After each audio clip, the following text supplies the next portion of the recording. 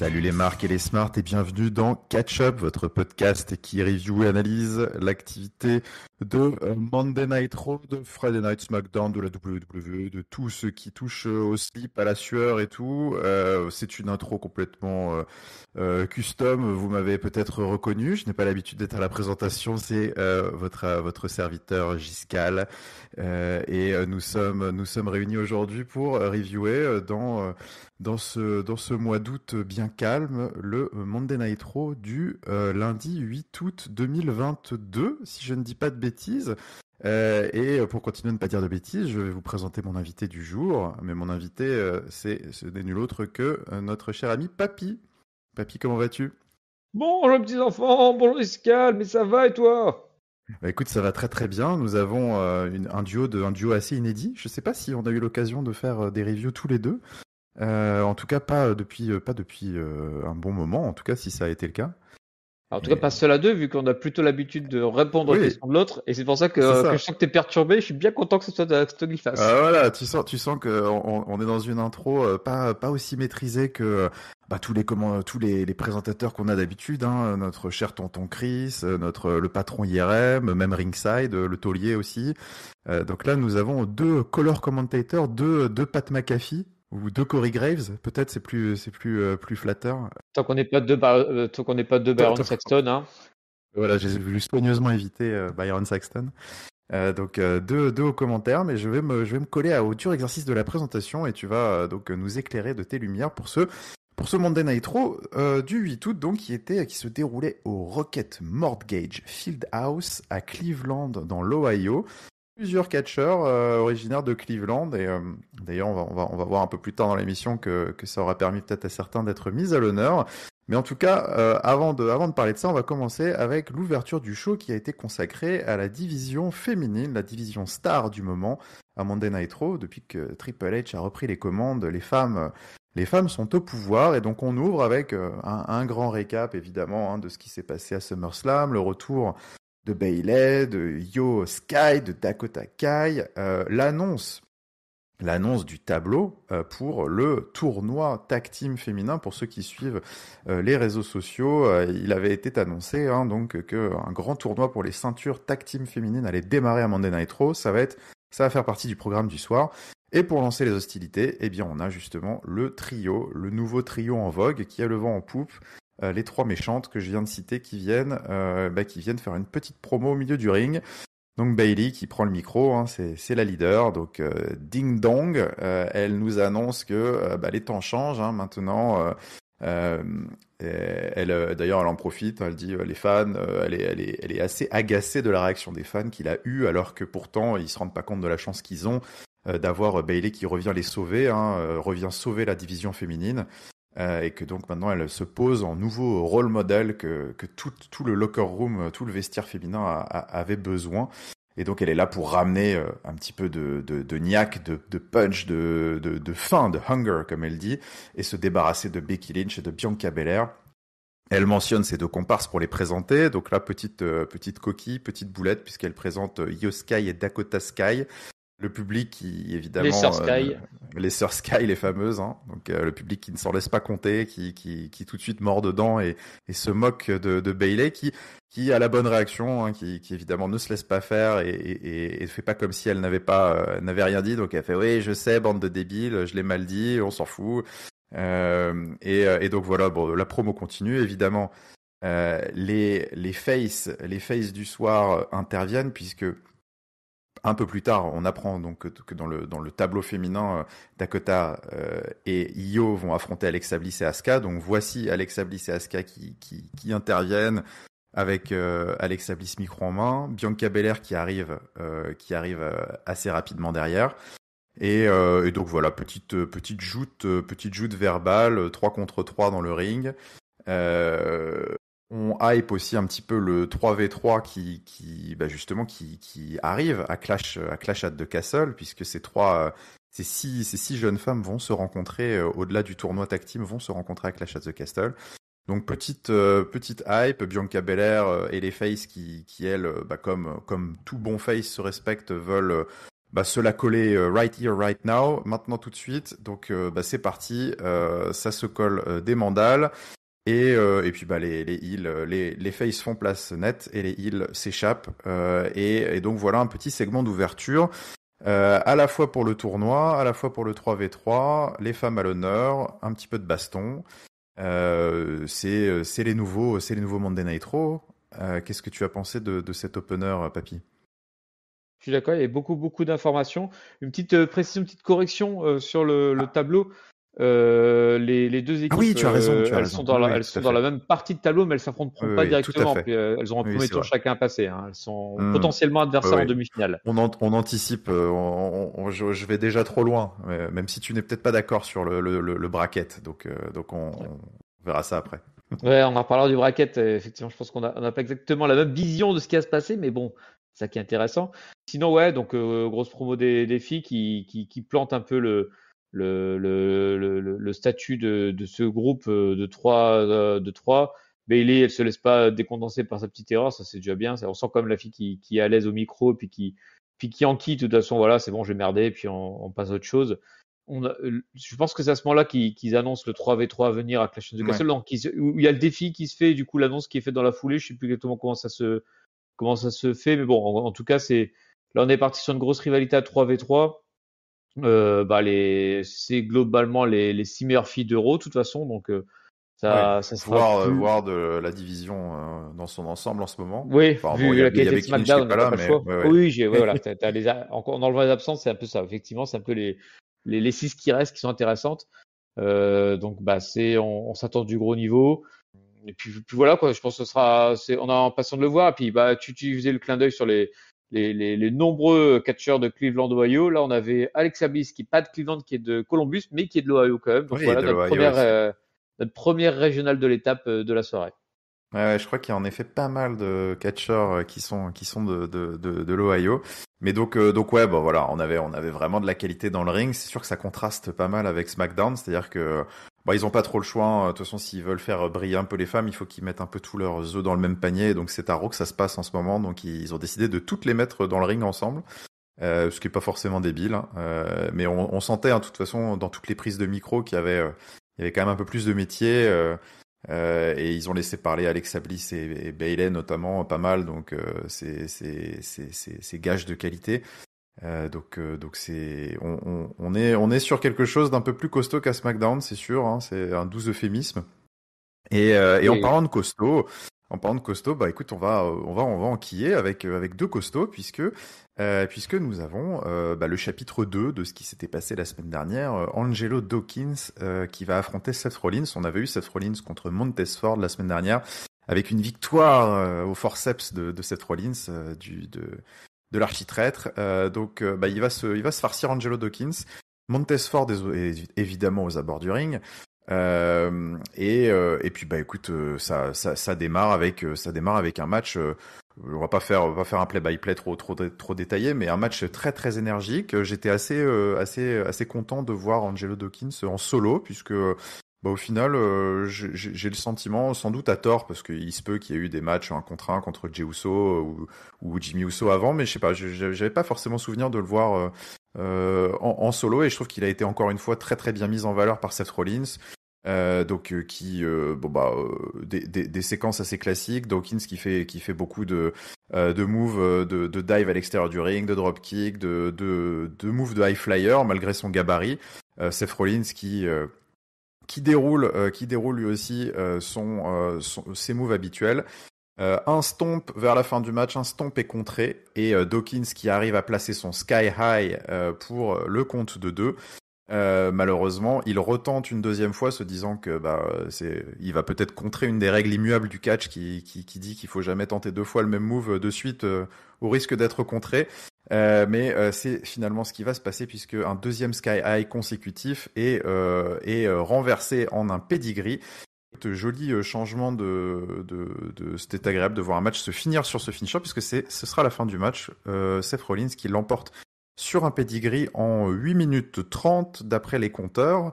On a eu une deuxième mise en valeur par maître Seth Rollins d'un des deux Street Profits, post-match, Seth Rollins qui a essayé de s'attaquer à Dawkins avec un stomp, mais Montez Ford est une nouvelle fois là pour sauver son partenaire.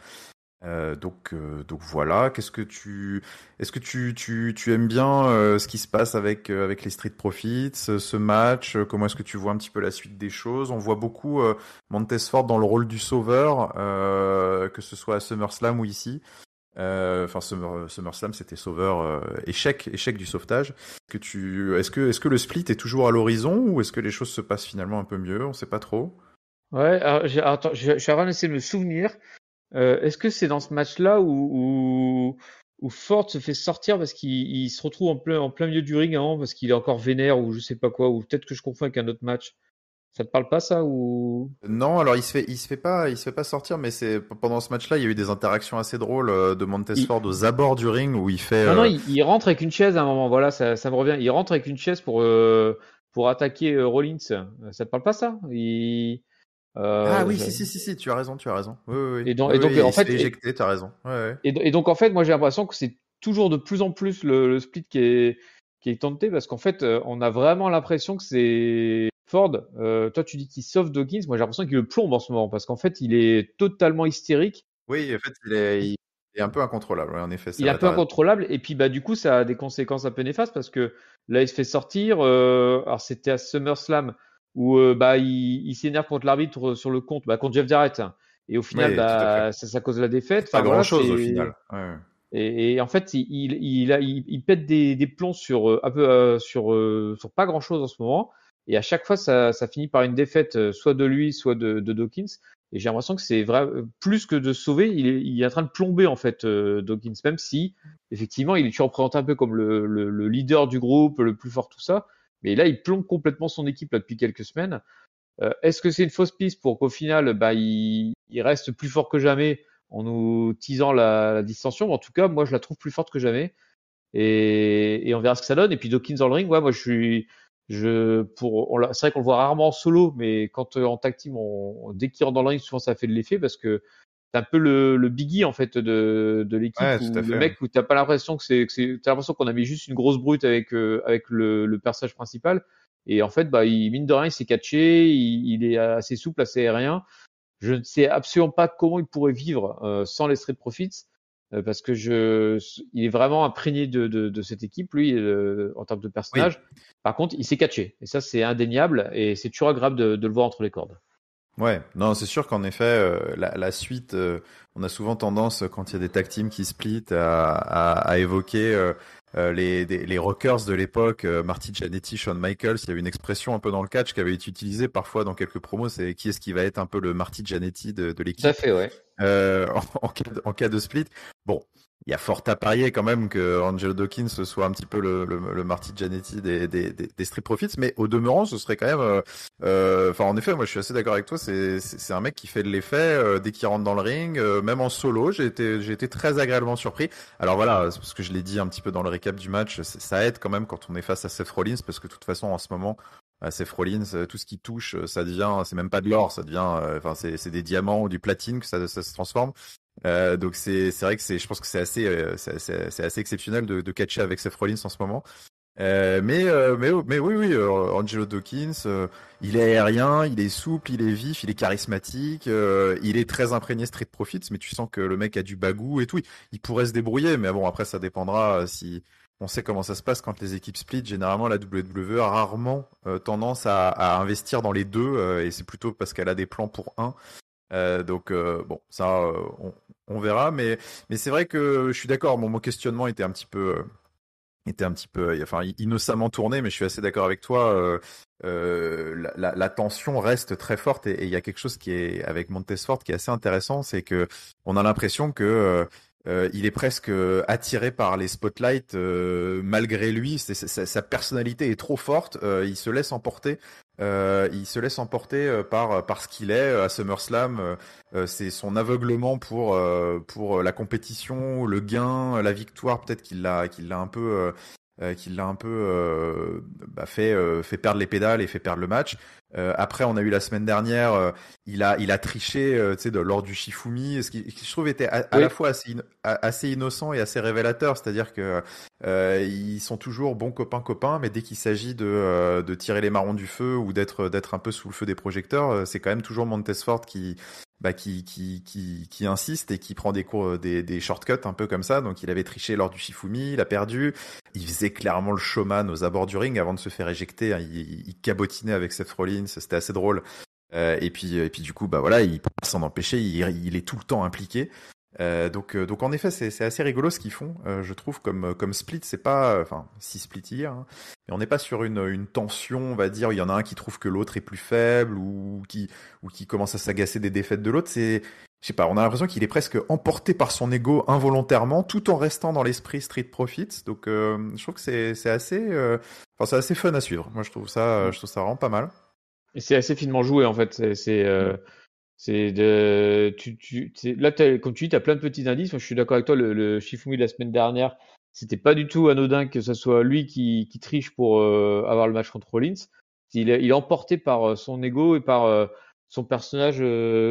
Comment dire en fait, c'est comme si c'était un Street Profit sous exta là. Tu vois, il est complètement boosté et bah, il maîtrise plus rien en fait et il est en train du coup bah, peut-être de détruire tout ce qui potentiellement détruire tout ce qui est autour de lui alors en voulant bien faire, tu vois. Mais bon, c'est à voir. Je sais pas s'il y aura la rédemption du coup de Montesfort derrière ou si ça va partir dans un truc complètement vrille où bah il pète un câble complet, il pète le boulard complet quoi. Ouais, ça va être intéressant à suivre, en effet. Mais voilà, c'est fin, c'est travaillé, c'est des petits développements d'histoire qu'on aime bien. Et en parlant de petits développements d'histoire, bah, on va continuer avec un double segment backstage. Le premier, on allait retomber un petit peu de ce qui s'est passé avec le Judgment Day, Dominic Mysterio, Rey Mysterio, Edge en main event de Raw la semaine dernière. Hein. Vous souvenez tous, chers auditeurs, mais donc en main event, nous avions une énième rencontre entre le Judgment Day et les Mysterio. Et qui avait été coupé court par l'intervention de Edge, qui avait fini par spear Dominic Mysterio dans la confusion la plus totale. Donc on retrouve les trois babyface de l'histoire, parce que Edge maintenant est de retour, babyface comme jamais, hein, après nous avoir dit la semaine dernière que il avait été un peu con, donc bon, voilà, ça va, maintenant je suis gentil. Donc ils sont tous dans le vestiaire, ils discutent un petit peu, voilà, Edge qui dit écoute, Dominique, tu te doutes bien, j'ai pas fait exprès la semaine dernière, j'espère que tu m'en veux pas trop, ce soir il faut qu'on soit tous sur la même longueur d'onde, puisqu'il va y avoir un petit match entre Finn Balor et Rey Mysterio. Donc pas de hard feeling, we're cool, hein, on est bon, on est cool, tout va bien. Sauf que alors Rey Mysterio répond un petit peu pour son fils, il dit oui, pas de problème, t'inquiète, sauf que Dominic Mysterio lui il est pas du tout d'accord avec ça. Il a l'air de l'avoir très mauvaise, le gamin. Donc son père essaye de le calmer, il dit écoute, attends, je connais Edge depuis 20 ans, t'inquiète, c'est un bon mec. C'est vrai que c'est pas du tout l'ultimate opportuniste. C'est pas tout le Edge, c'est vrai. qualificatif que j'aurais dit, un bon mec, hein, quoi. Mais Ouais, bon, c'est bon. Je sais pas si c'est le mec qui a prouvé dans toute sa carrière d'être le gars de confiance, mais bon, ok, écoute, hein. Et Dominique Mysterio qui rétorque à juste titre à son papa, à son paternel que, écoute, tu le connais depuis 20 ans, mais toi tu me connais depuis 25 ans, donc bon, je sais pas si c'est la meilleure réplique, mais bon, écoute, c'est tout ce qu'il avait en stock, Dominique, et donc il s'en va. Et juste dans la foulée, avant qu'on fasse un petit récap de ça, on a écoute, on a un autre petit segment backstage, Ciampa, Tommaso Ciampa, qui est accompagné du Miz, interviewé par Mr. Frédéric, Matthew Frédéric, je sais plus, j'aime bien cet intervieweur là avec l'accent un peu Englishman là, qui est en train de donc Ciampa qui est en train de se préparer pour son match pour le titre des États-Unis ce soir contre Bobby Lashley, donc un petit peu hypé, tout ça, il fait son interview. Ciampa qui en profite, alors chose assez rare, il dit qu'il va dédier le match de ce soir à Harley Race, donc Harley Race, catcheur de légende de la WWE, qui a entraîné Tommaso Ciampa. Et donc apparemment on célébrait les 3 ans, enfin on célébrait, c'est pas vraiment le terme, mais en tout cas voilà, Harley Race était décédé il y a à peu près 3 ans ce jour, Monday Night Raw. Donc Tommaso Ciampa voulait faire un petit clin d'œil à son entraîneur défunt. Et d'ailleurs, il va porter au ring ce soir la robe que Harley Race portait manifestement à Starrcade 1983. Donc là, je vous cache pas que c'est pas mes souvenirs qui jouent, hein, ce sont mes notes. Et donc chose assez rare, puisque un heel qui rend hommage comme ça fait très babyface, surtout en amont d'un match pour le titre. Choix assez particulier dans la dynamique face heel, mais bon, écoute, on peut pas non plus si ça tenait à cœur à Ciampa, je pense que dans les coulisses je les voyais mal aussi lui refuser ça. Donc voilà, deux petits segments backstage que j'ai trouvé assez sympa pour hyper deux matchs qui vont quasiment suivre dans la foulée. Un petit commentaire peut-être, Papy, sur ces segments. Les deux, alors c'est marrant parce que les deux n'ont pas fait le même effet. Voilà. Je vais le dire les mots dans l'ordre, je vais y arriver. Le premier avec les Mysterio et Edge, il y a quelque chose qui est marrant en fait. Du coup là-dessus, c'est que c'est le fameux truc où tu te dis, il y en a un des deux, c'est un trade, mais tu sais pas c'est lequel des deux. Et puis du coup, ça sera entre Dominique et Edge que ça va se passer, et Mysterio entre Rere entre les deux qui va pas savoir quoi faire. Dominique qui réagit un petit peu de manière brutale, je trouve, parce que tu vois bien que le Spear la semaine dernière, enfin, il y a les vidéos comme nous, quoi. Il voit bien que c'est Rhea Ripley qui l'avait poussé sur le chemin. Donc c'est un accident a priori. Néanmoins, c'est vrai que Edge c'est comme un historique d'enfoiré assez impressionnant. Moi, on en reparlera tout à l'heure parce que je crois qu'il y a un match plus tard dans le show avec ceux-là de mémoire. Ouais, Finn Balor et Rey Mysterio qui c'est ça, tout à fait. Et du coup, j'ai pas d'avis arrêté sur le rôle de chacun entre Dominique et Edge. Voilà, on en reparlera. Voilà. Et le segment d'après avec Ciampa, moi, j'ai pas trop aimé. J'ai pas trop aimé que Ciampa sorte un peu du caractère pour faire une promo un peu babyface avec son long hommage à Harley Race. Enfin, c'est bien qu'il lui fasse hommage. Ça m'embête toujours un peu quand t'as en plus un mec qui est pas du tout imposé dans le main roster, un mec comme Ciampa, les gens le découvrent à peine, et puis il est censé être heel, mais il fait une pro babyface, donc j'aime pas trop ça. Je trouve que ça dessert complètement son personnage, sauf si c'est pour le passer face dans une semaine, mais bon, ça serait comme pas, ça serait peut-être un aveu d'échec ou j'en sais rien. J'espère que c'est pas juste un cadeau de Papa Triple H à Fiston et Ciampa en disant mais vas-y, fais-lui hommage à ton copain, c'est pas grave, on s'en fout. Des alignements, nous ce qu'on aime c'est le catch entre les rings et les coups et les machins. Ouais, Bref. j'ai un peu peur que ce soit ça, mais bon. Ouais, c'est ce que je crains aussi. Hein.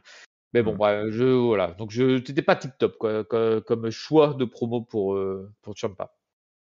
Ouais, non, je suis assez d'accord. De toute façon, c'est ce que je mentionnais un petit peu. C'est surtout juste avant un match pour le titre comme ça, alors que Bobby Lashley est un face bien ancré. Je trouve que ça gâche un petit peu la dynamique d'avant-match. Mais en même temps, j'ai vraiment du mal à voir comment ça a pu se passer autrement que, en effet, Ciampa qui a dû aller les voir avant le show. En disant, écoutez, ça me tient vraiment très très à cœur de faire un hommage. Ça vous dérange pas si je le fais et tout. Et bon, je pense qu'ils ont dû lui dire, allez, vas-y, roule. Mais en effet, c'est un peu dommage. C'est un petit peu dommage.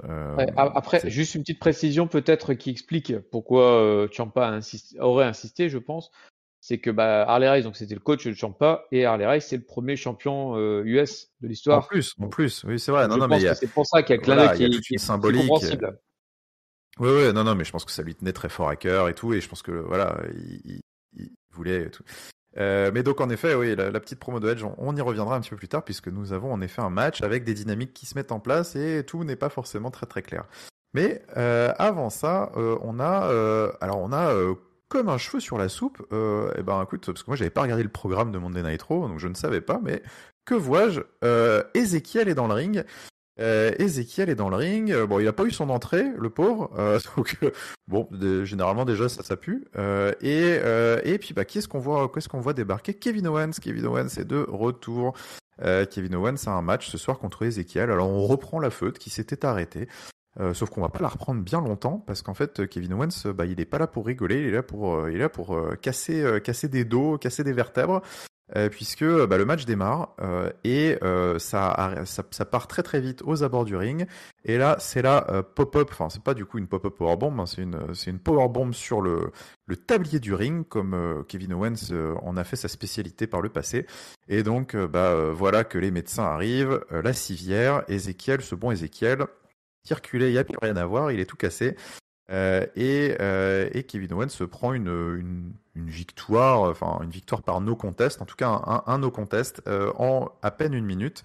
Peut-être avant de parler de ça, juste pour boucler la boucle, on aura eu un petit peu plus tard dans l'émission, parce que je pense que ça devait être un petit peu plus tard, hein, mais Kevin Owens qui était en train de quitter l'arène, et qui est intercepté par mon intervieweur préféré une nouvelle fois, Kevin qui lui Patrick, demande j'ai retrouvé le nom.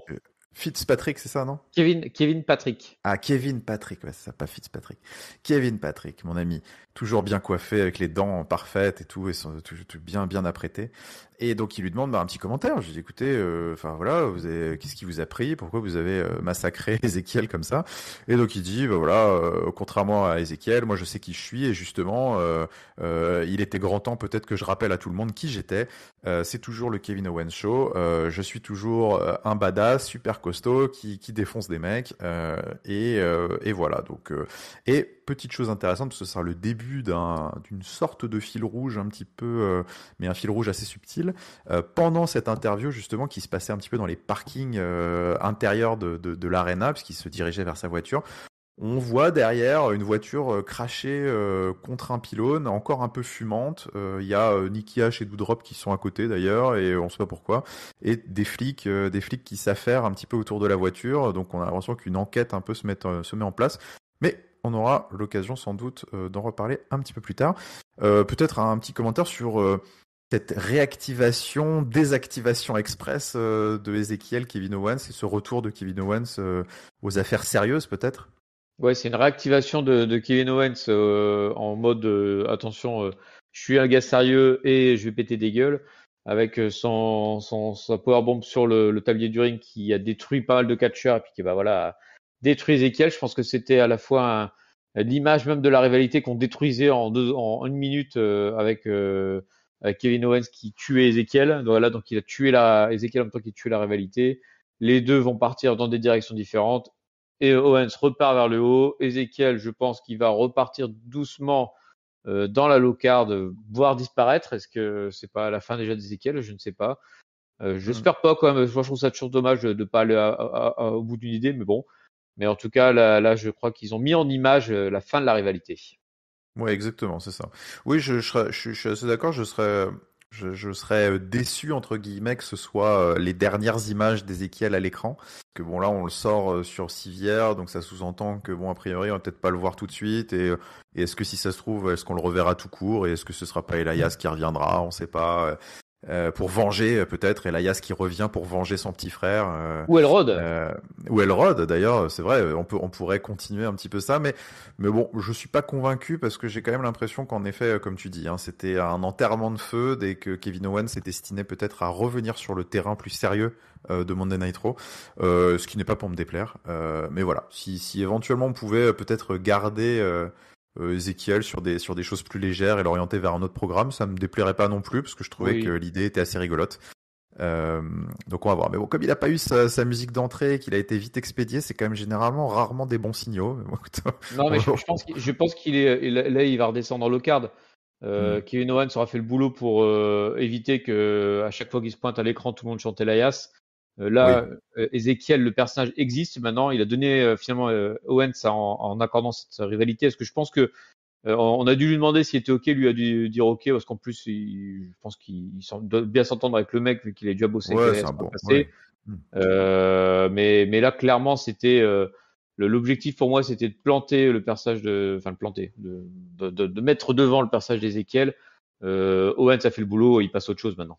Ouais, non, en effet.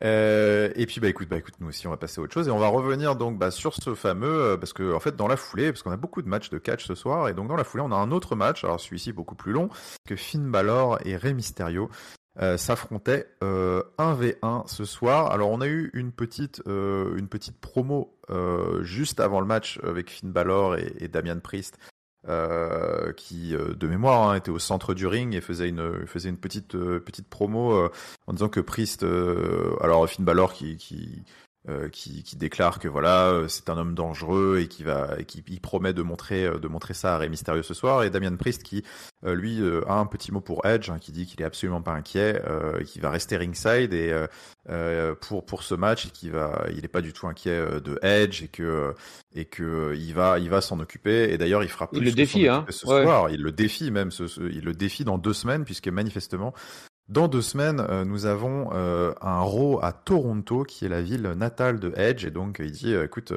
je vais faire en sorte que ce soit ton dernier match, hein, grosso modo, et il promet de le défoncer à Toronto. Donc ce qui sous-entend déjà que cette feud va au moins durer encore 2 semaines, ça, c'est sûr. Oui. Pour le meilleur ou pour le pire, ça on verra. Mais donc donc le match démarre, et donc Rey Mysterio, Finn Balor, match de petit gabarit, match de high flyer avec les movesets classiques des deux hommes, avec des senton, des crossbody, des triamigos du côté de Rey Mysterio. Et alors, est-ce qu'il y a eu des petites interactions pendant le match? Alors oui, parce qu'il y a Priest Oui. qui prend un 619 par erreur à un moment. Et d'ailleurs, c'est Finn Balor qui en profite profite de la confusion pour envoyer Rey Mysterio dans le poteau du ring et prendre ainsi l'avantage. Et donc ensuite on a on a Edge qui débarque, hein, parce que la confusion règne un petit peu, plus le match avance, plus la confusion règne un petit peu dans le ring. Donc Edge débarque pour s'occuper de Damian Priest. Mais cette intervention ne distre pas spécialement Ray, qui d'ailleurs Non, non. qui place un code red et qui tente de placer un 619, mais qui est bloqué avec un coup de la corde à linge et un shotgun dropkick de Finn Balor, et qui tente à son tour de placer son finisher, le coup de grâce, mais qui est manqué. Ray qui retente encore une fois son 619, mais cette fois, eh bien, il n'avait pas compté sur une énième intervention extérieure, puisque c'est au moment de tenter son 619, qu'est-ce qui se passe tout sous le Titantron, en haut de la rampe? Voilà Rhea Ripley qui traîne le cadavre de Dominique Mysterio, quasiment littéralement, parce que c'est le corps inanimé de Dominique Mysterio, le visage en sang, en haut du Titantron. Donc Rhea Ripley qui l'amène comme ça, qui le tire par le callback. Donc évidemment, Rey Mysterio devient fou, s'arrête en pleine action, et c'est la distraction de trop, puisque cette fois, Finn Balor arrive par derrière, place son 1916, puis son coup de grâce pour le tomber au bout de 13-14 minutes. Et avec donc on finit sur ce match, sur cette image du rire sardonique, machiavélique de Rhea Ripley en haut de la rampe, et Finn Balor triomphant au-dessus d'un Rey Mysterio à l'agonie. Donc une nouvelle intervention, cette romance sadomasochiste entre Rhea Ripley et Dominique Mysterio qui continue. Damian Priest et Edge qui se cognent sur la gueule, plein de choses qui se sont passées. Qu'est-ce que tu fais de toutes ces interactions? Ah, il y a eu énormément d'interactions. Le match était sympa en lui-même, mais j'ai envie de dire que finalement il est accessoire à l'histoire qu'il raconte tout autour, parce que c'est vraiment ça qui est le nœud en fait de ce qui se passe dans le show. Et là, tu as des interactions de partout. Et en fait, tu peux les interpréter de différentes manières. Tu peux te dire, tiens, est-ce que Edge, il a pas fait en sorte finalement de laisser Rey tout seul dans le ring pour se faire piéger ensuite par Rhea Ripley? Ah tiens, est-ce que Dominique n'a pas s'est pas arrangé avec sa copine Sadomaso pour déconcentrer son papa pour que Finn Balor remporte la victoire? Les deux scénarios sont C'est vrai clairement que c'est pour moi possible. possibles. Et Rhea Ripley tu dis, qui tire Dominique, même si c'est même pas ça, le porter sur une seule épaule à un bras là, clac clac, puis elle l'a balancé par terre comme un sac de patates. C'était c'était assez violent.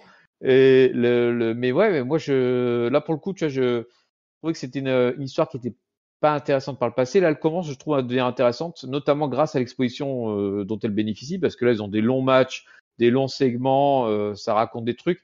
Les segments micros sont toujours pas passionnants, clairement. Par contre, les actions, je trouve qu'elles sont intéressantes, quoi. Et Rhea Ripley qui est revenu, ça met un peu de magie là dans cette histoire. Et puis ouais, je suis incapable de dire où ça va tourner. Ça va tourner, c'est sûr, c'est pas possible.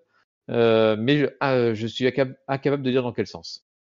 C'est ça. A priori, il va falloir qu'il se passe un truc, il va falloir un coup de théâtre supplémentaire parce que c'est vrai que le retour de Edge en face qui tue purement et simplement sa création sans qu'il se passe rien du côté des Mysterio, ça fera. Il y aurait un petit goût d'inachevé, je pense. Enfin, déjà que le retour de Edge à SummerSlam pour la promo qui a suivi, on était un petit peu sur un sentiment de tout ça pour ça la semaine dernière.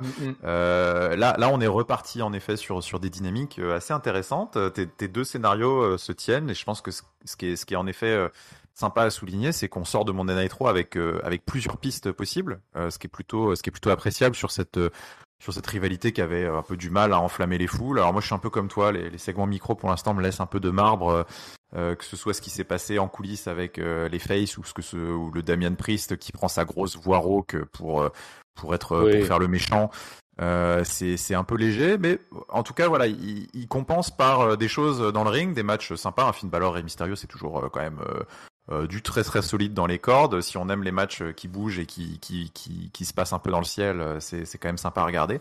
Et puis je suis complètement d'accord avec toi, cet ajout de Rhea Ripley ce retour de Rhea Ripley donne une autre dimension à la feud parce que ça donne déjà elle a une aura qui est quand même assez incroyable. Hein. Il y en a pas deux comme elle dans le roster, donc c'est vrai que il y a quelque chose qui se dégage de Rhea Ripley qui est fort. Il y a une dimension un peu mixte qui rentre dans la rivalité qui est toujours assez sympa, c'est toujours assez inédit de voir puis en plus là elle est dans une position de telle domination physique sur Rey Mysterio que c'est quand même sur Dominic Mysterio, c'est quand même c'est même complètement inédit je pense d'avoir une dynamique comme ça femme homme où ça fait plusieurs semaines maintenant qu'elle le défonce, qu'elle le tabasse, c'est quand même assez rare de voir ça. Donc il y a des choses qui se passent et en tout cas ils font un effort cette semaine, je trouve, de pas laisser cette rivalité au banc de la mort clinique, quasiment comme elle l'était avant SummerSlam. Là, ils ont eu le main event la semaine dernière, ils ont eu un long segment cette semaine. Donc en effet, ils essayent de raviver la flamme et ça fonctionne. C'est pas encore ça, mais ça va dans le bon sens. Je partage pas mal ton avis. Alors, est-ce qu'il y a quelque chose qui va dans le bon sens? On va voir. C'est le tournoi féminin qui démarre. Le tournoi féminin pour les ceintures par équipe. Donc, en parlant de segments micro un peu compliqués, on a eu, parce qu'il faut bien quand même hyper un tout petit peu les matchs, parce que le bracket, tout le monde l'a découvert devant la télé en même temps à Monday Night Raw, les équipes aussi. Il y a des associations qui sont un petit peu de brick et de broc, donc il faut raconter des choses en express. Et donc, on avait ce soir le premier match du tournoi et du premier tour. C'est Dakota Kai et Io Sky. On va essayer de pas faire la même erreur que Bayley, qui affrontaient Dana Brooke et Tamina, les championnes. On pourrait dire les championnes 24/7, mais c'est Dana Brooke la championne 24/7. Mais donc elles ont une petite passe d'armes avant le match au micro, histoire de quand même faire créer un semblant de rivalité avant le match, ce qui nous permet d'entendre la douce voix de Dana Brooke au micro, qui est toujours un plaisir par ses talents de promo inégalés. Bayley et compagnie qui arrivent pour se foutre de leur gueule et leur promettre au passage que vous inquiétez pas les filles, on vous prendra pas votre titre 24/7, on a des choses un petit peu plus importantes en tête. Petite pour le coup touche que j'ai trouvé que j'ai trouvé bien senti. Et puis écoute, on embraye sur ce match par équipe qui je passerai pas 107 ans dessus. C'était un petit showcase, on va dire, mais un showcase un petit peu laborieux pour les heels, puisque c'était la première fois qu'on avait les deux sous-fifres de Bayley. On va les présenter comme ça, mais en tout cas les deux filles de second rang de la faction qui catchaient ensemble en équipe. Elles ont mis 10 minutes à se défaire de Dana Brooke et Tamina, ce que j'ai trouvé quand même un peu long. Mais bon, écoute, c'est la fin de match qui s'est conclue donc avec Tamina qui a tenté, il me semble, un Superfly Splash en hommage à Snuka et Dakota, Io Sky qui relève les genoux et Tamina qui arrive, qui s'arrête juste au bon moment. Mais au final, juste pour se prendre un super kick de Dakota Kai qui ouvre la porte au moonsault, sublime moonsault du Genius of the Sky, là, Feu Yoshirai Yoskai pour le tomber. Donc ouais, écoute, un match qui je pense aurait gagné à être plus court, autant pour peut-être pour nos yeux et en même temps pour l'aura peut-être des néo heal, mais en tout cas le travail est fait. Les deux petites nouvelles ramassent leur première victoire dans le main roster et avancent dans ce bracket où elles affronteront donc les vainqueurs entre Asuka, Alexa Bliss contre Doudrop et Nikki et contre SH. Doudrop et Nikki et SH. Donc voilà, qui est un match qui se déroulera, on ne sait pas quand, puisque le tournoi a l'air de, s'ils font qu'un match par show, le tournoi va durer un petit moment. On ne sait pas combien de temps, ils n'ont pas annoncé, je crois, de timeline particulière pour ce tournoi. Non, ça fait partie des mystères. Ouais, c'est le mystère, on ne sait pas combien de temps. Ça se trouve, il y a un de ces quatre, ils vont en expédier 3 dans un show, on ne sait pas. Mais bon, voilà ce qui s'est passé cette semaine pour le tournoi féminin. Qu'est-ce que tu as pensé de tout ça? Qu'est-ce que j'en ai pensé? Alors, je suis comme toi, je trouve qu'ils ont mis beaucoup trop de temps et à la promo et au match. On sent quand même qu'ils voulaient comment dire, les laisser bosser.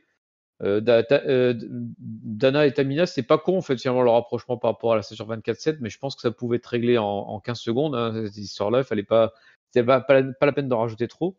Et pour le match, il y a eu à la fois, je pense, l'envie de laisser un peu l'occasion à Dana et Tamina de catcher un petit peu autrement que pas en faisant un enchaînement de roll-up, et aussi planter les deux nouvelles filles en leur montrant au public qui elles sont et comment elles catchent. Bon, du coup, c'est vrai que ça fait bizarre de les voir autant galérer face à deux locardeuses, mais bon, je comprends le principe, quoi.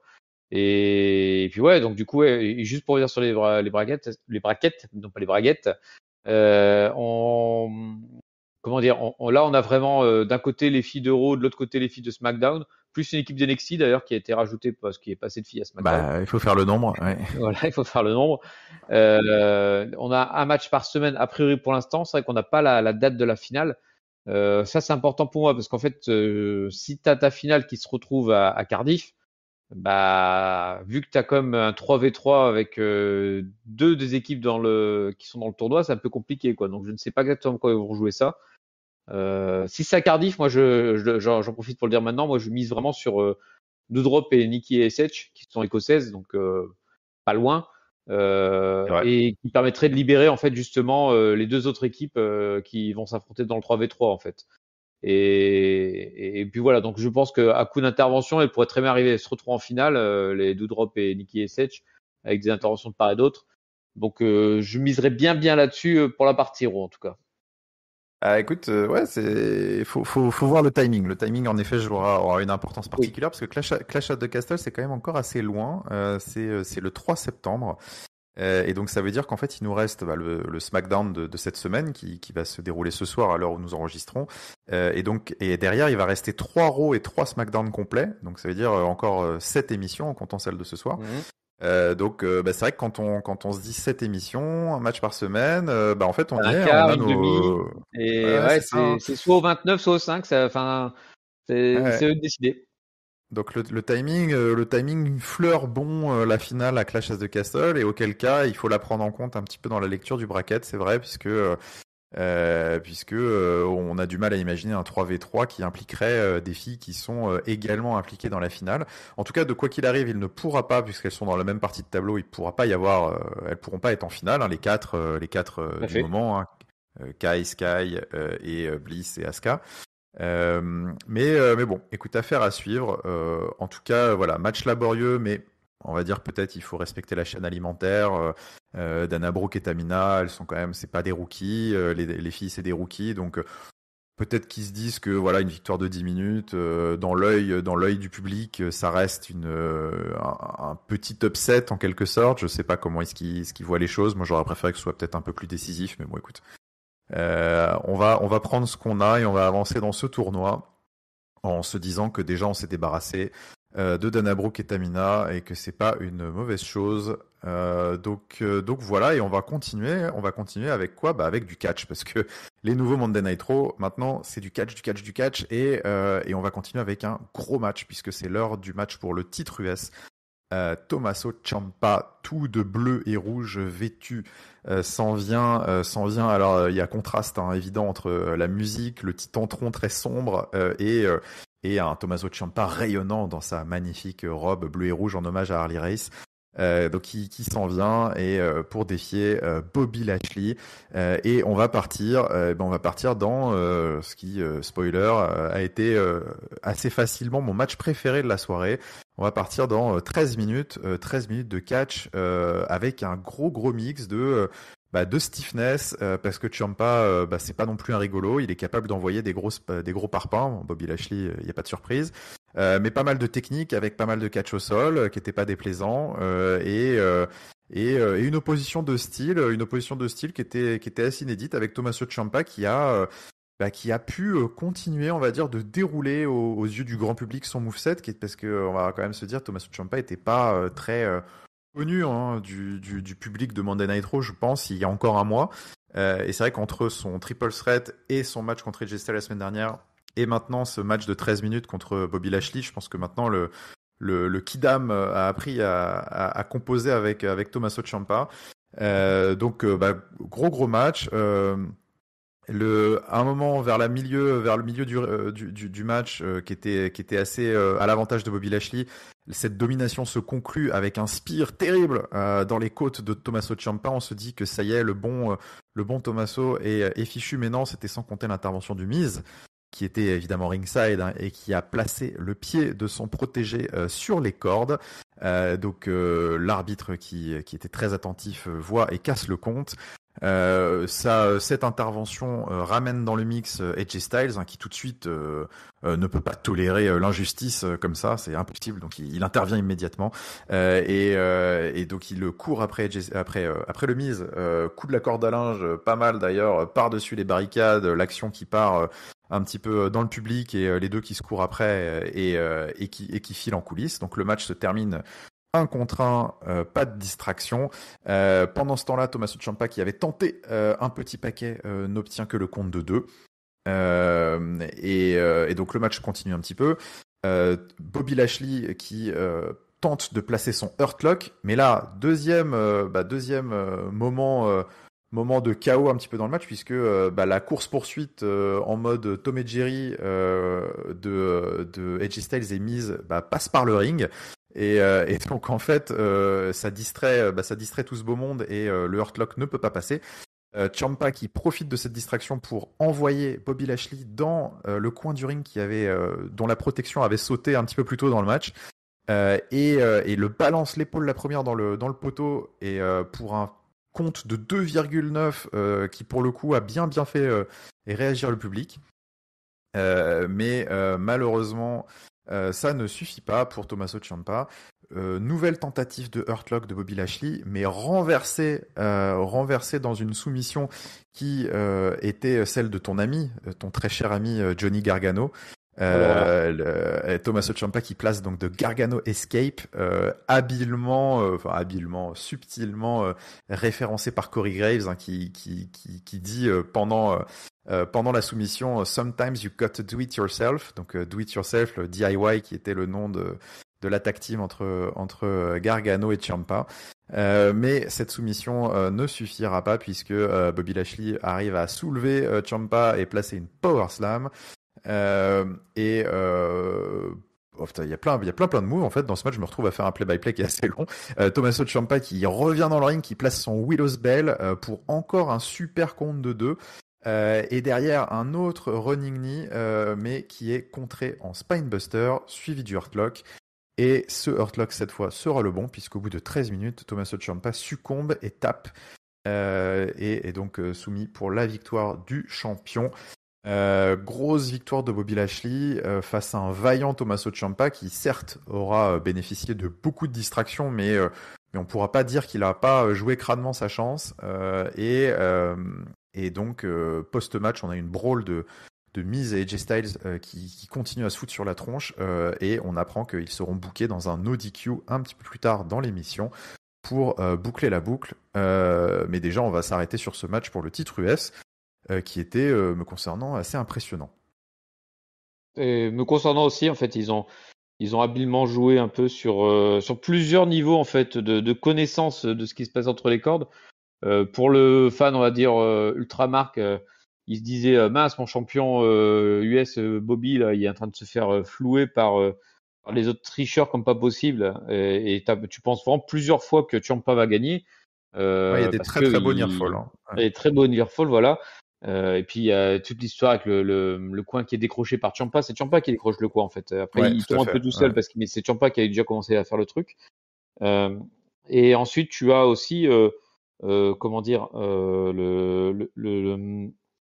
ah, je refus mes mots. Pour le suiveur un peu plus averti, tu as aussi le truc de se dire ah ouais mais attends Ciampa c'est un gars de Triple H. En plus elle lui a laissé faire sa truc avec Harley Race au début là.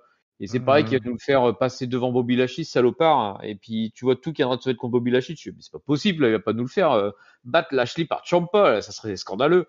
Et bah non, il a finalement c'est bien Lashley qui s'impose. Et je t'avoue que moi-même, tel un marque de première, j'étais en train de mouiller mon slip à chaque tombée de Champa en disant mais c'est pas possible, c'est pas vrai, il va pas gagner ce Ouais. salopard. Et Non, donc c'était il y plus. avait un bon mix d'overbooking et en effet, comme tu dis, de références qui pouvaient laisser penser qu'on était peut-être en train d'assister à un changement de titre. Donc c'était bien fichu. Ouais. Ah ouais, ouais, donc moi j'étais pas mal pris par le truc. Euh, et donc ouais, donc voilà, donc je ne sais que dire de plus, si ce n'est qu'effectivement c'était une première séquence de clin d'œil à Johnny Gargano, le gars de Cleveland, Ohio, hein, pour changer, Ouais. avec le Gargano Escape, mais bah, qui n'aura pas fait sortir le petit Johnny merdique de sa boîte. Ah oui, je me dis que tu devais suer à plusieurs niveaux pendant ce match parce que il pouvait y avoir à la fois la prise de titre de Ciampa, le retour de Gargano, il Ah y ouais, avait ça aurait été un road terrible. beaucoup de mauvaises nouvelles qui pouvaient se passer en un seul match. Non, non, mais en effet, finement amené ce match, finement construit, bien raconté. On a pu voir quand même, j'ai trouvé à mon plaisir tout de même que l'hommage, la promo à Harley Race et tout n'avait pas trop entaché la dynamique. J'ai trouvé pendant le match qui a été bien rattrapé par l'overbooking de Hill avec la présence du Miz autour, toutes les distractions qui ont remis, on va dire, un petit peu l'église au milieu du village avec la bonne dynamique heel face. Le public était vraiment à fond pour Bobby Lashley, qui est très très très over en ce moment. Donc ça n'a pas trop entaché la dynamique du match, ce qui était bien, parce que j'avais trouvé ça vraiment maladroit, cette promo d'avant-match, un petit peu comme tu l'avais souligné. Et puis bah derrière, ouais, grosse presta et je trouve que, écoute, je suis assez curieux de voir comment Triple H, parce que bon bah voilà, hein, c'est sûr que le retour aux avant-postes de Ciampa dans Monday Night Raw n'est sans doute pas non plus le fruit du hasard. On va voir comment Triple H compte gérer un petit peu ce profil qui était très clairement aux oubliettes hein, depuis de longs mois mais qui en 2 semaines, j'ai trouvé, fait un retour sur le devant de la scène avec du temps au micro, beaucoup de temps dans le ring, ouais, peut-être qu'il y a une place pour lui. Moi, c'est quelqu'un que j'aime beaucoup, Ciampa. Autant je suis pas un très très grand suiveur et un grand fan de NXT, mais il y avait quelques profils qui attiraient, on va dire, mon regard et il en faisait partie parce que je trouve qu'il a un charisme et un style qui est assez indéniable et qui mériterait d'être creusé. Donc à voir quels sont les plans pour Ciampa, mais il sort de cette défaite, je trouvais il sort bien de cette défaite, quoi. Oui, ouais, c'est un peu comme on disait tout à l'heure sur Kevin Owens qui a fini son travail avec Ezekiel pour le rendre crédible. Alors, à un niveau low card, bah là c'est un peu pareil ce qui se passait avec Ciampa. Là c'est le mec qui était juste un nobody depuis des semaines là où on voyait juste qui attaquait les gens, on savait pas pourquoi. Là en quelques semaines, il a été un peu plus crédibilisé. J'aimais bien aussi son travail sur NXT. J'ai toujours de gros doutes sur le fait que ce soit transposable dans le main roster. Oh oui. Euh, mais il peut très bien faire un bon low carder dans le futur, bon low mid card quoi. Donc tant mieux pour lui si ça se passe bien et que ça lui permet de récupérer un peu de lumière.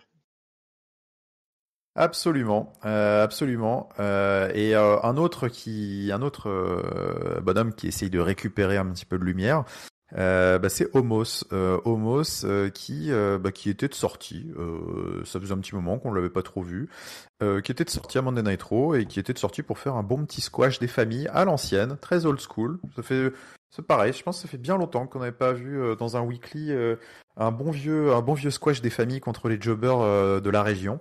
Parce que j'imagine que ça devait être des petits catcheurs du coin. Et donc nous avions Homos contre eux, d'après mes notes. Andrea Garcio et Spencer Slade, une belle paire de vainqueurs qui se prennent un enchaînement de chokeslam en 1 minute, 2 minutes, avec les commentaires assez drôles, j'ai trouvé de Corey Graves qui dès le début, avant même que la cloche sonne, qui disait que ils allaient se faire défoncer. Regardez quelle horreur, c'est insoutenable et tout. Vraiment, donc voilà. Vous attachez pas à eux, ça va bientôt être ouais, c'est des ça, cadavres. ouais, faites pas trop, voilà, pas de connexion, pas de connexion avec eux, s'il vous plaît, parce que vous allez le regretter. Donc voilà, peux-tu, je sais pas, peut-être en quelques mots, ce petit segment pour Homos, toi qui regrettais l'absence de muscles et de taille à Monday Night Raw. Oui, mais c'est très bien. Franchement, c'est exactement ce qu'il faut d'une part du muscle et d'autre part savoir varier les temps dans le ring entre des longs matchs pour montrer des choses et aussi de temps en temps, il y en a besoin de ces matchs-là qui sont courts et qui montrent que des Kevin Owens et des Omos sont des gars dangereux. Donc, moi, je trouve ces segments diablement efficaces. Eh bien, écoute, je suis assez d'accord avec toi. En effet, même si j'ai trouvé peut-être que c'était pas le plus impressionnant des squash, mais en tout cas, ça mérite de garder le géant nigérian fort dans l'esprit de tout le monde et puis d'avoir un petit changement de rythme aussi dans l'émission. On peut pas avoir que des matchs de techniciens de 15 minutes. Il faut aussi des gros masters. Pour nos futurs babyface, hein. Donc c'est important de conserver ces gars-là. On a eu une petite promo backstage gentillette qui casse pas trois pattes à un canard, mais de Seth Rollins, hein, qui il a catché, mais il faut aussi qu'il parle, hein, parce que Seth Rollins c'est Monday Night Raw, plus on en a, mieux on se porte. Donc Seth Rollins petite promo par rapport à Matt Riddle, puisque on nous annonce par segment vidéo que Matt Riddle sera là la semaine prochaine pour une interview. Il va nous donner une petite update sur sa recovery, sa convalescence, pardon. Et donc Seth Rollins dit que grosso modo il en a rien à foutre. Il se moque un petit peu, il imite Matt Riddle, très belle imitation de Matt Riddle, hein. Dude, bro, il va parler tout doucement, mais que lui, voilà, il se positionne, il se donne un nouveau surnom parce qu'il y a Seth freaking Rollins, l'architecte. Maintenant c'est le gatekeeper de l'industrie. Seth Rollins, c'est si on veut construire quelqu'un, il faut passer par lui. Ce qui est ironiquement très très vrai. Et donc écoute, si et puis oui, alors petite punchline qui a fait bien réagir le public.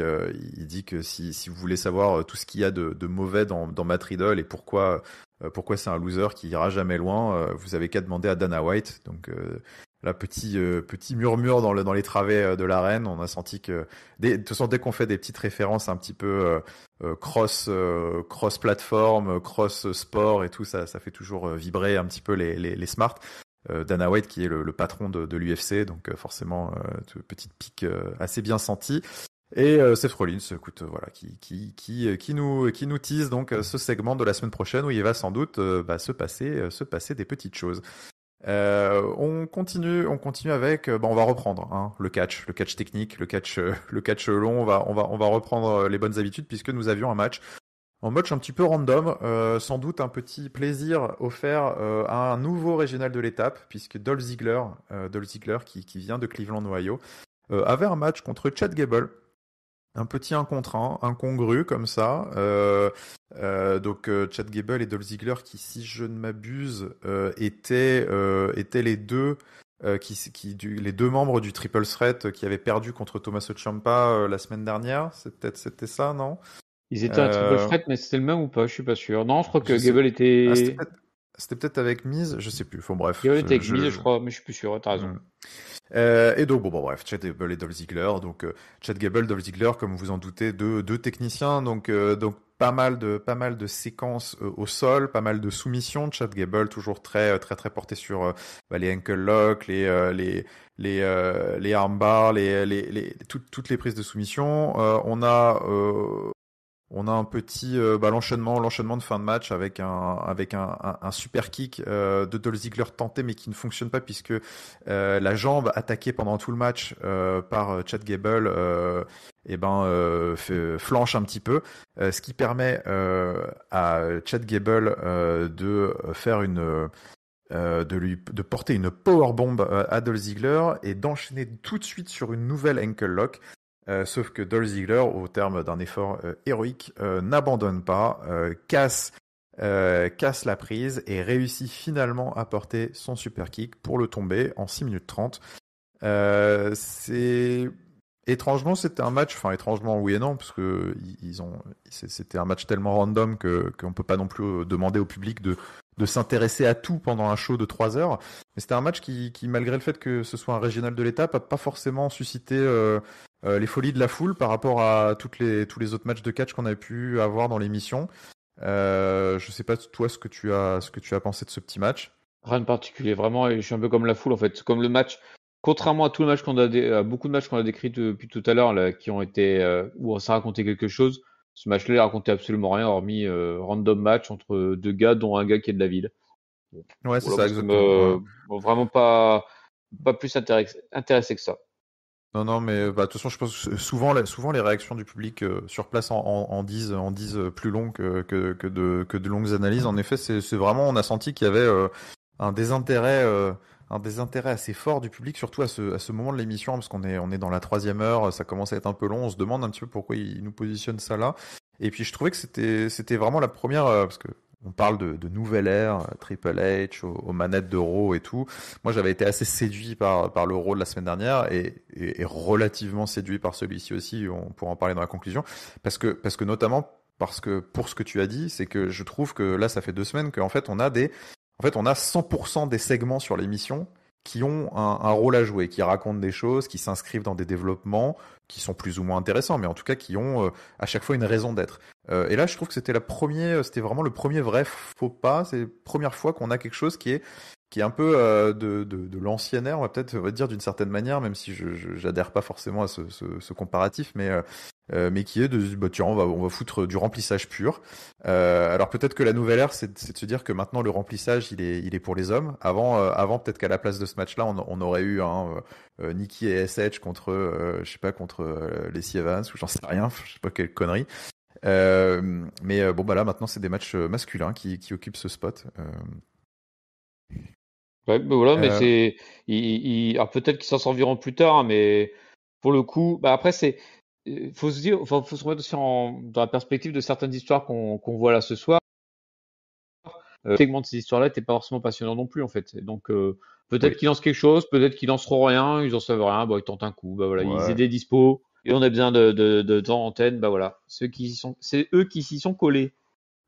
Exactement. On enchaîne avec un petit segment backstage et justement la suite un petit peu du fil rouge que j'ai évoqué, du fil rouge très discret, puisque nous avions un petit segment Asuka et Alexa Bliss qui était au micro. Et alors ce que je vous disais, c'est que c'est vrai que ce tournoi tombe un petit peu comme un cheveu sur la soupe. Les associations tombent aussi un petit peu comme des cheveux sur des soupes. Beaucoup de cheveux. Et en fait, Asuka et Alexa Bliss avaient le droit à une petite vignette où c'était leur occasion de paraître sympathiques auprès du public et d'expliquer un petit peu pourquoi elles étaient en équipe, de montrer qu'elles sont copines. Et donc, sauf que malheureusement, en fait, elles n'ont pas vraiment l'occasion de montrer grand-chose puisqu'elles sont très rapidement interrompues par encore Bailey et compagnie qui arrivent pour se moquer d'elle en leur disant que si vous gagnez, je sais plus ce qu'elles leur disent concrètement, mais bon voilà, de toute façon n'oubliez pas que même si vous gagnez la semaine prochaine contre Nikki et SH et Doudrop, ce sera contre nous et on va vous défoncer, patati patata. Et en fait pendant que tout ça se passe, on a des policiers qui courent backstage et qui manifestement qui continuent à gérer le crash de voiture qu'on avait entreaperçu un petit peu plus tôt dans l'émission. qu'on sait pas trop ce qui se passe, mais ça fait 2 segments de suite où on a l'impression de voir une agitation derrière, une agitation qui ne dit pas son nom, qui est à l'écran mais qui n'est pas commenté. Donc ça pique notre intérêt. On se demande ce qui se passe, mais voilà, on n'en sait toujours pas plus. Qu'est-ce que tu te disais toi à ce moment-là de l'émission, Papy? Alors moi sur le premier segment qui s'était passé dans le fond avec l'accident de voiture, je t'avouerais sincèrement que je m'étais juste dit bon bah ils ont mis des gens là, ils savent pas quoi foutre et puis c'est juste pour habiller un peu l'écran. Là tu dis quand même qu'il y a un truc qui est quand même en train de se passer. Parce qu'en plus je crois que c'est toujours trouvé en continuité en fait à l'interview. Après je crois que ça bascule sur AJ Styles qui est en train d'aller vers le ring, mais qui du coup Ouais. ça s'arrêter parce qu'en fait Ouais, t'as les gens qui sont en train de courir vers le ring aussi ouais. a priori. Quand tu vois la direction de où ils vont les gens. Donc tu te dis, il y a un truc qui est en train de se passer, voilà, ils sont en train de nous raconter quelque chose. Exactement, ouais, c'est marrant. Je suis un peu comme toi. Le premier segment, je me demandais si c'était pas juste. Enfin, je me doutais que c'était pas une erreur parce que il y a une. Enfin, parce que tu pourrais te dire, bah, ça c'est bizarre, pourquoi ils filment ça? Il y a peut-être eu un vrai accident derrière, mais ils ont pas vu que c'était dans le champ de la caméra. Bon, ça, vous inquiétez pas. Hein, il y a une règle, il y a une règle d'or qui est immuable dans le catch. Si c'est à l'écran, c'est que c'est prévu. Vous emmerdez pas.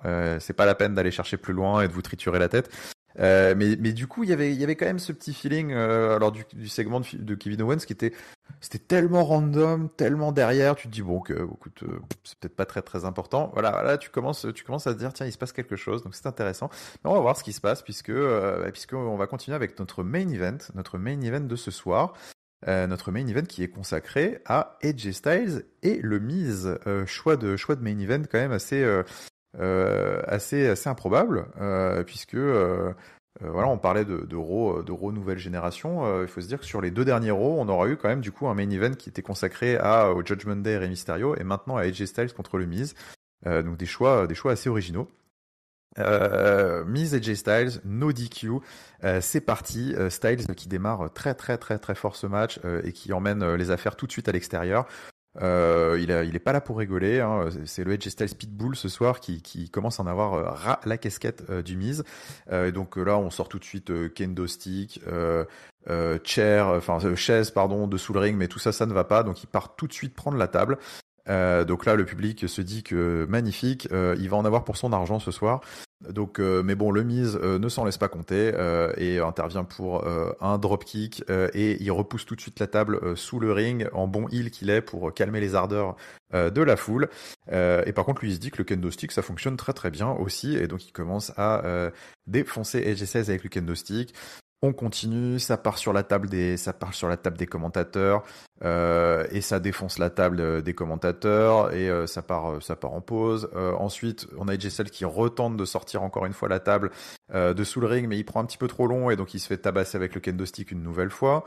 Et bon bref, on a des enchaînements qui continuent avec au final un skull crushing finally tenté par le Miz, mais contré par AJ Styles qui place son phénoménal forearm pour 2 seulement. Et oui, pour 2, puisque qui est-ce qui est arrivé de nulle part? Bah, c'est évidemment Tommaso Ciampa, voilà, le Miz et Ciampa qui se sauvent mutuellement les miches. Ce soir, cette intervention qui est pas du tout appréciée par AJ Styles puisque Ciampa se fait tabasser à son tour, c'est no DQ, tout le monde en prend, sauf que cette distraction permet au Miz de prendre un tombé sur AJ Styles, ça ne suffit pas, phénoménal forearm chargé, mais le Miz qui lance la chaise en pleine face de AJ Styles pour contrer le phénoménal forearm, super spot, il enchaîne sur un skull crushing finale, seulement 2. Cette fois, c'était le manqué de trop pour Miz qui avait laissé passer ses chances. Donc AJ Styles qui le frappe avec la chaise et qui arrive à placer son Styles Clash. Toujours plaisant d'avoir un match de AJ Styles qui se termine sur le Styles Clash, un finisher qui revient un petit peu au goût du jour ces derniers temps, j'ai trouvé, parce que il a aussi gagné son triple threat, il me semble, la semaine dernière avec un Styles Clash assez dingo en prenant Mustafa Ali à la volée, je crois, il me semble. Oui. Donc c'est cool, je trouve, de revoir un petit peu le Styles Clash. C'était pour le petit clin d'œil. Et donc bah voilà, victoire de AJ Styles, le babyface qui l'emporte malgré les distractions des heels. Sale soirée pour Tommaso Ciampa et le Miz quand même. Et pendant la célébration de AJ Styles, on a notre payoff un petit peu du fil rouge. Alors payoff, encore faut-il, faut être généreux, puisqu'il semble encore se passer quelque chose un petit peu dans le coin de la caméra, et on voit de l'agitation au bord du ring, en ringside, alors pas en ringside, c'est-à-dire de l'autre côté de la barrière, un côté public, puisqu'il y a une silhouette cagoulée noire qui est en train de se faire appréhender par les forces de l'ordre. Et limite mettre au sol. On sent qu'il y a un petit murmure dans le public qui se développe. AJ Styles qui d'ailleurs se demande bien ce qui se passe pendant que sa musique continue à jouer. Il regarde un petit peu de loin. Et là, on entend les commentateurs qui murmurent.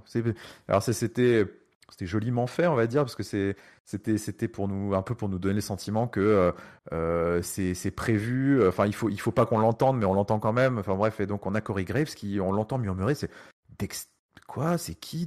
Dexter Lumis. Et le show se termine comme ça, c'est tout. Rideau, fermez la boutique. Cliffhanger. Est-ce que ce cliffhanger, alors déjà peut-être le match aussi, mais ce qui s'est passé après, en tout cas j'ai le sentiment que ça fait très longtemps qu'on n'a pas terminé un Monday Night Raw dans cette ambiance un petit peu particulière, presque malaisante de dites-nous qu'est-ce qui se passe, quoi. Je sais pas trop. Je sais pas trop. Le main event était sympa. Il a été mené au pas de charge parce qu'il restait plus beaucoup de temps et donc du coup ils ont tracé à tout se foutre dans la gueule et comme tu le dis, ça a même été à avoir du jet de chaise. Ouais. Toujours de l'overbooking à foison avec de l'intervention de Ciampa. Jay Styles très fort qui quand même a réussi à lui tout seul à éliminer Ciampa et le Miz. Et à se relever du finisher du Miz qui était vraiment sur le cul. Je pense que Jay Styles est repositionné très fort et tu as l'impression que tout va se mettre contre lui du coup vu que tu rajoutes un Dexter Lumis. Donc Dexter Lumis qui est un des nombreux rejetons de Triple H à NXT. Donc qui avait un rôle un peu de stalker là-bas, de psychopathe, tueur en série, je sais pas quoi, qui apparaissait, qui disparaissait, qui faisait des dessins et puis qui suivait ses victimes pour essayer de leur faire des câlins, qui a eu une fois de plus une longue histoire avec notamment Johnny Gargano, voilà, décidément, l'homme de la soirée, puisqu'en fait c'était, alors, je vais pas tout expliquer, mais en gros il stockait une fille qui était membre du groupe de Johnny Gargano et au final ils ont fini un peu avec un rôle de c'était Gargano le beau-père de Lumis en fait, si je résume très gros le truc, Ah oui, puisque d'accord. en fait, Ok. Gargano c'était un peu dans son clan, c'était un peu le père de famille avec notamment Theory qui était dans la famille d'ailleurs, et la Ah fille bon? c'était Indy Hartwell. Ouais, c'était en fait t'avais Gargano et sa femme dans la vraie vie, Larray là, comment elle s'appelle, euh, Candice Larray, Candice Larray. voilà, qui avait deux jeunes avec eux, qui étaient Theory donc et Indy Hartwell, et c'était un peu du coup les deux darons et les deux enfants un peu turbulents quoi. Et Indy Hartwell était stocké par Dexter Lumis et finalement Gargano qui a tout fait pour l'empêcher d'aller avec Dexter Lumis a finalement été a accordé la main d'Indy Hartwell puisque finalement c'est la fin de NXT 2.0, c'était le mariage entre Indy Hartwell et Dexter Lumis. Voilà, je t'ai fait le très très gros résumé de la carrière de Dexter Lumis à NXT. T'as D'accord, raté quelque très chose, bien. hein. Oui, j'ai l'impression. Et donc voilà, et donc Dexter Lumis qui revient et qui revient dans un anonymat le plus total puisque déjà il est cagoulé, c'est en fond d'écran, comme tu le dis, les commentateurs chuchotent et donc du coup j'imagine que pour le gars qui connaît pas trop Raw, j'espère qu'il a été piqué par l'intérêt d'aller chercher sur internet qui c'était. Et sinon, au pire, je pense que il a juste éteint la télé, puis il s'est dit tiens, il était un peu long le segment de célébration de Styles là quand même, hein. Donc voilà, donc c'est pour ça que je suis un peu partagé, parce que je trouve que le cliffhanger existe, mais je suis pas sûr que pour des gens autres que nous qui disséquons un peu ce qui se passe à l'écran, ça a été vraiment vu par le téléspectateur moyen. Ouais, je suis assez d'accord, hein. J'ai essayé d'embellir un petit peu le truc là dans le récap, mais fondamentalement, j'ai pas été méga emballé. C'est un peu à double tranchant, hein. C'est-à-dire que j'apprécie ou j'encourage, on va dire, l'initiative, l'idée générale d'essayer de secouer un peu les choses, de faire des choses différentes. C'est sûr que ce qui s'est passé à Raw, ça faisait très longtemps qu'on n'avait pas vu un truc comme ça, des sortes de mystères un petit peu filés sur plusieurs segments backstage avec des choses qui sont vraiment en arrière-plan. Tu te poses des questions, tu te demandes ce qui se passe. C'est relativement finement joué dans le sens où on n'insulte pas l'intelligence du spectateur. Tu as à tout lui prémâcher et à tout lui donner comme ça sur un plateau. Donc ça sous-entend de regarder vraiment un peu l'émission et de t'investir dans les 3 heures de catch pour suivre un peu le truc et tout. Par contre, je pense que c'est quand même un peu trop tarabiscoté. Ce que je mettais sur le Discord, faut pas non plus qu'ils se prennent trop la tête avec ce genre de truc, parce que là on a quand même enfin tu vois, on regarde un show de catch, on regarde pas non plus Breaking Bad, hein, je crois que c'est ce que j'avais écrit. Enfin c'est pas on a peut-être pas besoin, alors on va pas non plus se dire ce que j'allais dire de ce niveau de complexité. Enfin c'est pas non plus du génie du génie de storyline, mais ça reste quand même quelque chose d'assez complexe, on va dire, pour un show de catch, dans le sens où on est avant tout là quand même pour voir des promos, des mecs qui se tapent sur la tronche. Donc là, qui plus est avec un nobody total, hein, parce que voilà, moi par exemple personnellement, Dexter Lumis, je sais même pas qui c'est. J'ai découvert sa tête là lundi. C'est très très risqué comme segment, je trouve, en effet. Parce que est-ce que le kidam moyen qui est vraiment 100% raw et qui regarde ça un petit peu du coin de l'œil le lundi se dit oh putain, j'ai trop hâte d'être lundi prochain pour savoir absolument qui était ce mystérieux mec qui a voulu rentrer sur le ring, quoi. Parce que au final ça se termine comme ça, tu vois. Parce que je me demande si ça aurait pas été peut-être un peu plus efficace de vraiment reconnaître dans le sens que les commentateurs en parlent et qu'ils se disent c'est dingue, oui voilà, il y a quelqu'un qui a essayé de rentrer sur le ring, regardez qui c'est, enfin tu vois, peut-être pour le coup un peu plus prémâché, ce que je disais, un peu plus prémâché comme ils ont l'habitude de le faire avec le spectateur, de dire voilà, il s'est passé quelque chose, regardez, on va peut-être en savoir plus la semaine prochaine.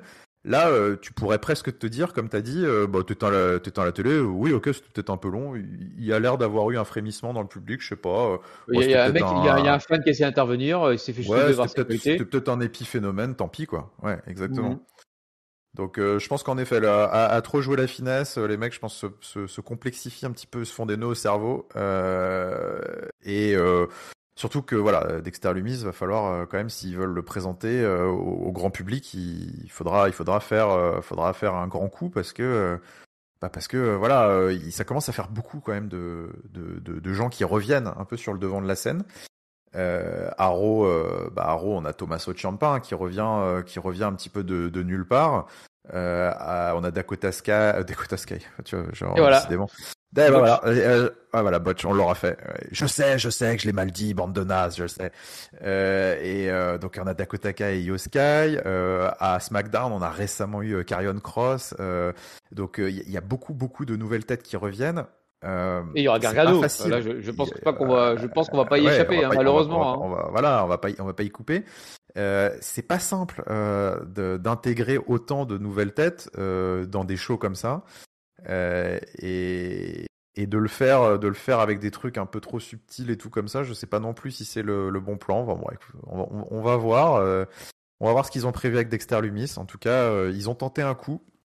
On va voir si ça paye la semaine prochaine. On va voir ce qui se passe.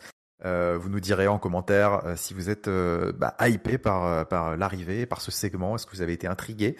Et puis nous, maintenant, on va passer, puisque ça y est, ce show est enfin terminé, on va passer au mot de la fin.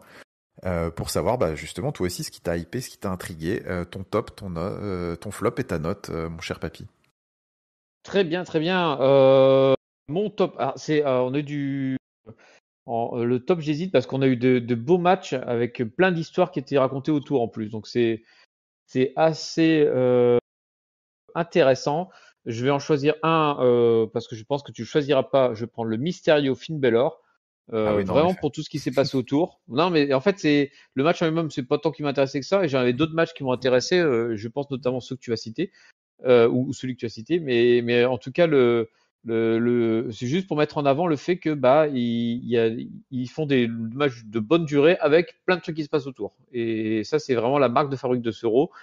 Le flop, j'hésite un peu. Je Je vais pas le donner aux filles, je vais les épargner cette fois-ci, mais je vais le donner à l'excès de smartitude, on va dire, parfois, avec notamment Ciampa et son putain de peignoir là. Je pense que ça aurait rien coûté de juste le mettre avec son peignoir et laisser chercher les smarts dans leur coin et de pas se taper Oui, la promo ouais. qui fait trop face en fait pour lui Mm. et voilà, il faut pas se perdre à vouloir faire des cadeaux à trop de gens là, faut quand même garder un peu le cap de l'histoire et Ciampa, c'est un mec qui parle pop et qui est heal, quoi. Enfin, genre, on a envie juste qu'il casse des gueules. Et ma Ouais. note, ce rôle-là était quand même bien meilleur que le précédent pour moi parce que je l'ai trouvé bien mieux équilibré, avec des matchs longs, des matchs courts, des physiques de différentes qualités. Voilà, hein, on avait enfin de la grosse barbaque. Et donc, du coup, je vais lui donner un bon 3,5. Eh bon, 3,5, c'est une bonne note. Eh bien, écoute, c'est marrant. Moi, je vais donner mon top, du coup, à ton flop, parce que je vais donner mon top à Ciampa. Alors, j'hésitais avec entre ça ou alors les Street Profits, qui ont pour moi été aussi un angle très très intéressant cette semaine. Mais, mais pas simple. En fait, c'était peut-être pas simple de donner un top cette semaine parce que j'ai trouvé que, et c'est un peu la marque de fabrique d'ailleurs de ces deux derniers rows. C'est-à-dire que je trouve qu'il y a pas vraiment de tête qui dépasse vraiment du lot. C'est-à-dire qu'on a des rows qui sont beaucoup plus homogènes. Mais ça vient avec les défauts de ses qualités, à savoir que c'est très homogène, mais c'est aussi peut-être un peu moins flamboyant, c'est-à-dire qu'on a on a vraiment beaucoup de segments cohérents, tout a une raison d'être, tout s'enchaîne bien, mais il y a peut-être un petit peu moins de coups d'éclat et donc beaucoup on a plus l'impression de regarder 3 heures de mid-card, je trouve, depuis 2 semaines, que vraiment du main event et puis des trucs à la con et de la mid-card. Là, c'est vraiment mid-card, tout du long. C'est un peu le sentiment qui se dégage de cette émission. Alors, d'où je trouve la difficulté de mettre un vrai top bien tranché. J'ai quand même le donné à Tommaso Ciampa parce que je suis content pour lui. Je trouve qu'il a entre la semaine dernière et cette semaine, il a fait un très très gros match, je trouve, contre Bobby Lashley. Il a été réimpliqué dans le main event derrière. Je trouve qu'il a il tire son épingle du jeu, du temps qu'on lui donne. C'est-à-dire que ça, c'est un truc que j'apprécie aussi pas mal chez les catcheurs. C'est quand quand on leur donne 15-20 minutes dans une émission, on sait à quel point c'est dur, à quel point les rosters sont grands. Il faut savoir les saisir. Et je trouve que Tommaso Ciampa, cette semaine encore, il a vraiment bien saisi son opportunité. Il est peut-être en train de se faire un trou. Donc, je lui donne mon top. Et mon flop, par contre, je vais pas les épargner. Moi, je vais le donner aux femmes. Je vais donner. Oh, Bouh. Non, je vais donner aux femmes, mais je vais le donner aux femmes plus. Je vais plutôt le donner au tournoi, aux brackets dans son ensemble. Je trouve que c'est. Je suis pas fan. Je suis pas fan de ce qu'ils font. Je trouve qu'on retombe un petit peu dans les travers de ce que j'aime pas trop dans la division féminine, à savoir. Hop, on met tout le monde dans un sac, on secoue fort, on vide et puis on voit ce que ça donne. Et c'est vrai que ce bracket a annoncé un peu à la va-vite avec des équipes montées de briquet de broc, pas d'effort particulier je trouve pour présenter les équipes. Alors tu me diras, voilà, hein, peut-être qu'à SmackDown ils présenteront un petit peu les deux équipes qui vont s'affronter, et puis la semaine d'après, et puis ils vont continuer comme ça. Mais je trouve que c'est pas la meilleure manière d'être vraiment investi dans un tournoi que de le découvrir un petit peu au compte-gouttes au fil des matchs. Et puis il y a des matchs qui me font d'ores et déjà un petit peu peur dans le tournoi. la Donc, partie SmackDown, elle fait peur, hein. ouais, la partie SmackDown elle fait un peu flipper, donc ouais, écoute, je trouve que c'est un petit peu la solution de facilité pour meubler le temps chez les filles jusqu'à Clash at the Castle, parce que c'est vrai que l'écart entre SummerSlam et Clash at the Castle est très très long. Donc ils se sont dit peut-être au lieu d'écrire des histoires pour d'autres filles que les 6 d'Euro, et ben on va peut-être tout simplement faire un tournoi. Ça leur interdit pas peut-être à l'issue de certains matchs du tournoi de créer des petites rivalités. Ça j'aimerais bien, mais en tout cas dans l'état actuel des choses pour l'instant ça m'enflamme pas. Et ma note, voilà, Raw très cohérent, très homogène, très propre, un petit peu. Alors moi c'est marrant, je le trouvais un petit peu moins bon que la semaine dernière. La semaine dernière, je crois que j'avais donné une très très bonne note. J'avais donné 4 ou 4,25. Là, je vais rester sur un 3,75 parce que je trouve que c'est quand même un très très bon Raw et je suis content de voir qu'on a beaucoup d'histoires, que la mid-card a de l'attention. Mais voilà, peut-être c'est marrant. Le sentiment que tu as eu la semaine dernière, c'est peut-être moi qui commence à l'avoir un petit peu. Je commence à le développer. je trouve que ça manque de main event, quoi. Ah oui, ça, c'est sûr. Donc c'est peut-être ça, voilà. Mais après, voilà, 315, c'est une très bonne note. Eh bien, écoute, voilà qui boucle notre review. Voilà l'heure de l'autopromo. Voilà l'heure où je vais sans doute botcher et où je vais me faire engueuler par IRM, par Inside, par Tonton, s'ils écoutent notre épisode estival. Mais bon, écoutez-vous, chers auditeurs, vous pouvez nous retrouver dans toutes les bonnes crèmeries de l'internet qui produit des podcasts. Hein. Je pense que nous sommes donc sur Ocha, sur PodCloud, sur Spotify. On est sur quoi d'autre, Papy? Tu sais, toi, Il n'y a sur quelle pas Apple plateforme? Podcast, Google Apple Podcast, Podcast, machin, là, Google on s'en Podcast, fout, on est là. partout. Sur les réseaux sociaux, on est @catchupcdc sur Facebook, sur Instagram, sur Twitter. On est bien évidemment sur Discord. Regardez le lien Discord dans la description pour venir discuter avec moi, avec Papy, avec tous les chroniqueurs et avec tout le Catch-up Universe, puisqu'on a un forum très actif, même pendant l'été. Ça fait plaisir de venir débriefer des shows tous ensemble, donc n'hésitez pas à nous rejoindre. Et puis bah écoutez, prochaine étape, SmackDown dès ce week-end, hein, puisque bah forcément qui en août, hein, vous nous excuserez, on a un rythme, bah c'est entre les cocktails et les séances de bronzette au bord de la piscine, c'est un petit peu plus dur de trouver du temps pour reviewer l'ignoble sport. Mais donc prochain épisode, SmackDown, Raw, et puis on garde en ligne de mire ce Clash at the Castle pour la rentrée, quand on sera tout bien frais et bronzé début septembre. Je n'ai plus qu'à vous remercier de m'avoir écouté, de m'avoir subi sur cette présentation. Et je te remercie beaucoup, Papy, de m'avoir accompagné sur cet épisode. Ben, c'est moi qui te remercie d'avoir pris la présentation, du coup. Tu t'en es bien sorti, là. Franchement, là, j'étais transporté dans ma soirée de lundi soir en t'écoutant. C'est vrai, bah écoute, merci, c'est gentil. On espère que vous en avez pensé de même, chers auditeurs. N'hésitez pas à commenter, nous laisser des pouces, nous dire ce que vous en avez pensé. Et puis, eh ben, écoute, on vous souhaite à tous de bonnes vacances, un bon repos et toujours, comme toujours, une bonne semaine pleine de catch. Allez, ciao, ciao tout le monde. Salut à tous!